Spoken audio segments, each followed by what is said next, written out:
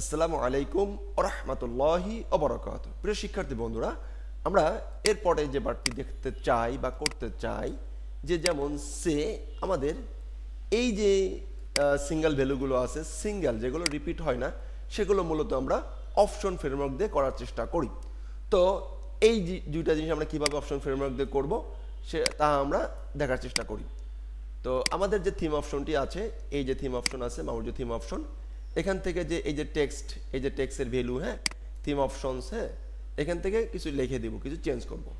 তো চেঞ্জ করার জন্য আমরা চলে যাব হচ্ছে আমাদের থিমের কোথায়, স্যাম্পল ফোল্ডারের ভিতরে। এখানে আমরা না, এটা তো ডাউনলোড অপশন। আমরা চলে যাব আমরা থিমের চ্যাম্পের ভিতরে, এসটিডক্সের ভিতরে, মামুরজর theme, WP content, themes and 2020-এর ভিতরে, অ্যান্ড এখান থেকে চলে যাব হচ্ছে থিম অপশন, অ্যান্ড আমরা চলে যাব স্যাম্পলে, এখান থেকে মামুরজর থিম অপশন, যেটা আমরা রেকর্ড করেছিলাম। ফাইন, এখন এইখান থেকে হবে আমাদের এবার খেলা শুরু। কি খেলা শুরু? এখন থেকে আমাদের যে ফিল্ডগুলো লাগবে শুধুমাত্র সেই ফিল্ডগুলোই নিব, বাকিগুলোকে আমরা নিব না। তো এগুলো তো আমরা করছিলাম, রাইট। এখন আমার একটা ফিল্ড দরকার, প্রথম অবস্থায় আমার একটা ফিল্ড দরকার। তো টেক্সট ফিল্ড, এগুলো হচ্ছে টেক্সট ফিল্ড। ফাইন, সব টেক্সট ফিল্ড, হ্যাঁ। তো এরকম অনেক কিছু আছে, যে অপশন, হ্যাঁ। এখন আমরা একটা কাজ করতে পারি। তো আমরা যেহেতু অনেক কিছু বুঝি না বুঝে এখান থেকে আমরা কি করে দেই, ডিলেট করে দেই, সব কিছু ডিলেট করে দিয়ে আমি আমার মতন এটা তৈরি করে রাখি, রাইট না? ওকে, রাইট, ডিলেট। এবার দেখি কি হলো, একটু এরর খাবে, একটা এরে, দুইটা এরে। তো এই একটা এরে, এই ক্রিয়েট অ্যাকশন, ফাইন, দেখি ঠিক আছে কিনা এই পর্যন্ত। এবার আমরা এসে চলে যাই। ডিলেট করার সময় একটু সাবধান থাকতে হবে। ফাইন, হ্যাঁ, আমার দুইটা ফিল্ড বাদে সব কিছু ডিলেট হয়ে গেছে। এখন এইগুলোকে আমরা করলো খালাস। এটাকে আমরা এরকম সিলেক্ট করব, সিলেক্ট করে টোটালি এখন এই পেজটা আমার, আমি আমার মতন করে নেব, ভয় পাওয়ার কিচ্ছু নাই, কারণ এটা রকেট সায়েন্স না। ডিলেট করব, আরেকটা ফাইল তো আমরা রাখছি, সেখান থেকে নিয়ে আসবো, দ্যাটস ইট, শেষ। ডিলেট, সব ডিলেট করে দিলাম। দেখেন এখন কোনো ফাইল নাই। বুঝতে হবে আমরা এতগুলো কোডের ভিতর কাজ করবো না যাতে আমাদের প্রবলেম জেনারেট করে। শেষ, ফাইন, আমার এই যে চলে আসছে। কিন্তু এখানে এই যে বিষয় একটা ছিল, সেই বিষয়টা কিন্তু চলে গেছে, যে কি মেনুটা চলে গেছে। এই জন্য আমরা আবার আন্ডো দিব। এখন মেনুটা কোনটা এটা বোঝার জন্য আমরা কি করব, আবার আন্ডো দিলাম, নিয়ে আসলাম, অ্যান্ড এই যে বেসিক ফিল্ড বা বেসিক থিম অপশন, এটাকে একটু যদি আমরা সার্চ করি, বেসিক, ফাইন, তাহলে বেসিক হচ্ছে এখান থেকে বেসিক শুরু। ফাইন, এই যে বেসিক, হ্যাঁ, ইনি হলো বেসিক্যালি এখান থেকে মূলত শুরু হয়েছে। ফাইন, বেসিকের অপশন যদি এখান থেকে থাকে, তাহলে আমরা একটা করে ডিলিট করি। এত ডিলিট করতে গেলে আমাদের প্রবলেমে ঝামেলা হচ্ছে, দ্যাটস ওয়াই আমরা একটা ডিলিট করি। হ্যাঁ, দেখি কি অবস্থা। ইমেজের অপশনটা ডিলিট করে দেই, এগুলো আমার লাগবো না। এবার দেখি কি সরে যায়, ডিপেন্ডেন্সি বা সামথিংস কিছু সরছে না, কিছু সরে না, যাই হোক। এবার আমরা এটা কি ডিপেন্ডেন্সি, একটু সার্চ দেই, ডিপেন্ডেন্সি, এটা আমার দরকার নেই। ফাইন, এটাকে এখান থেকে সিলেক্ট করি, যে পর্যন্ত আছে সে পর্যন্তকে আমি ডিলিট করে দিই। মেনুগুলো আসলে এখন আমি রাখতে চাই না। ফাইন, ডিপেন্ডেন্সি এক্সাম্পল, এটাও ডিপেন্ডেন্সির ভিতরে। ফাইন, সব ডিপেন্ডেন্সির ভিতরে। ফাইন, শেষ, এ পর্যন্ত ডিলেট। দেখি কি হলো। হ্যাঁ, আমাদের এটা প্রথমে গুছাইতে হবে, একটু গুছানো একটু কষ্ট। এবার হচ্ছে ভ্যালিডেশন। এবার কি বেসিক ফিল্ডে থাক, হ্যাঁ, এই যে মেনু। ফাইন, এবার ভ্যালিডেশন, রাইট। ভ্যালিডেশনকে আমরা কি করে দেবো, খালাস করে দেবো। হ্যাঁ, এই যে ভ্যালিডেশন, শেষ, এবং ভ্যালিডেশন আছে, শেষ। এবার আমরা যদি এখানে যাই, রিলোড দেই, দেখি কি হয়। আমরা জিনিসটাকে গোছাচ্ছি। আদার্স, একটা অপশনে শুধু আছে আদার্স। তো আদার্সকেও আমরা আদার্স বানাই দেই, মানে সরাই দেই, লাগবে না। যদি এখান থেকে শুরু হয় তাহলে এই পর্যন্ত থাকা উচিত। দেখি কি হয় এবারে, কাট করি একটু, হ্যাঁ কাট করে রিলোড দেই, ফাইন সরে গেছে, মানে কাট করা যাবে না। এখানে একটা বিষয় আছে, এখান থেকে কোন পর্যন্ত, এই পর্যন্ত না, ফাইন। আচ্ছা এই দুইটা থাকলো আপাতত, আমরা একটু দেখতেছি, দেখে রাখি, ফাইন দুইটা থাকলো, আদার্স পর্যন্ত থাকলো। আমরা কেন আমাদেরকে আরও কিছু অপশন তৈরি করতে হবে, এই যে মেনুগুলো আমাদের লাগবে, এগুলো আমাদের দরকার হবে। হ্যাঁ এখন যদি আমাদের মনে করেন যে এখানে আমরা নেব হচ্ছে ফোটার অপশন, তাহলে এখানে লিখি, কি লিখি দেখেন, ফোটার অপশন,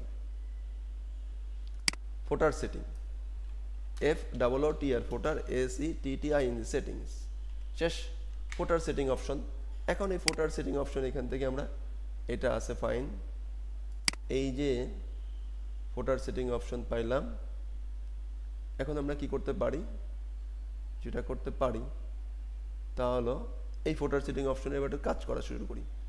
ফাইন ফোটার সেটিং অপশন আসলাম, আমরা এটা কি ফোটার সেটিং অপশন, না না না এটা না, এই যে ফোটার সেটিং অপশন এইখান থেকে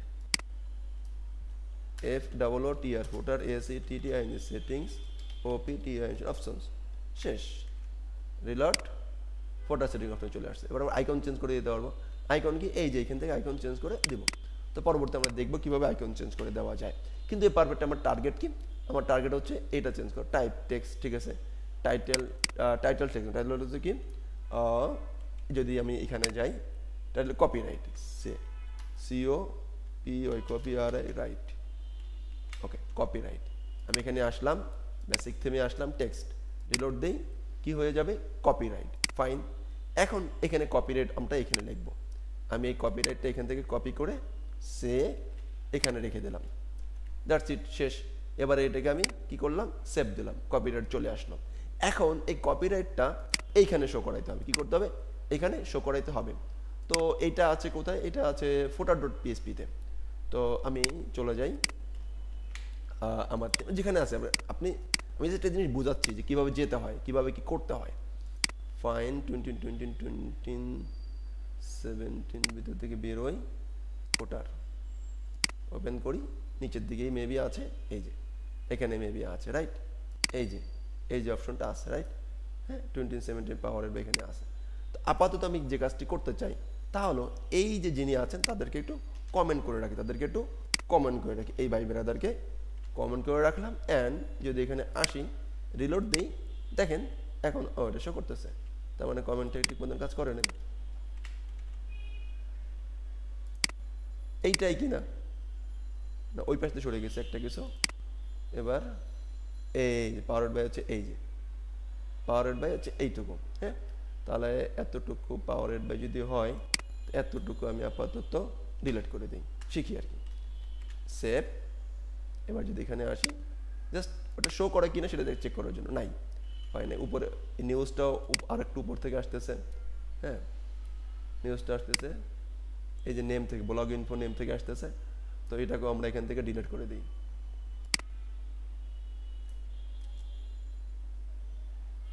আমার টার্গেট কি, আমার টার্গেট হচ্ছে হলো যে আমি ওই জিনিসটা এখানে শো করাইতে পারি কিনা, ঠিক আছে, আর কিছুই না আমার টার্গেট। হ্যাঁ যে ওই যে উপর থেকে যে টেক্সটটা দিলাম, সেই টেক্সটটা এখানে শো করবে কি না, করতে পারি কি না, এটা আমার টার্গেট, তেমন কোনো আর কোনো বেশি টার্গেট নাই আমার। হ্যাঁ তো আমি জাস্ট একটু অন্য থিমে করতেছি, তো যে কোনো থিমে যেন আমরা ইন্টিগ্রেশন করতে পারি এই বিষয়টা একটু দেখানোর চেষ্টা করতেছি।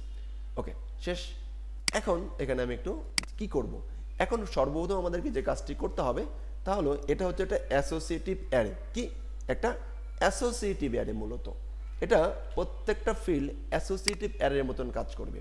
এখন অ্যাসোসিয়েটিভ অ্যারের কি হচ্ছে, এইগুলো এই আইডিগুলো হচ্ছে কি, আইডিগুলো হচ্ছে কি, আর অ্যাসোসিয়েটিভ অ্যারের যে অ্যারে নামটা কোনটা, অ্যারে নামটা হচ্ছে এই যে প্রিফিক্স সেটাস ইউনিক স্লাগ।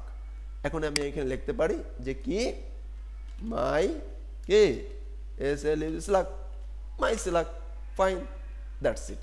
এখন এই মাই স্লাগটাকে আমরা কিভাবে ধরতে পারি বা কিভাবে আমাদেরকে ধরতে হবে, আমাদেরকে যে কোনো জায়গা থেকে প্রথমেই গ্লোবালি এটাকে ডিক্লেয়ার করে নিতে হবে বা ধরতে হবে।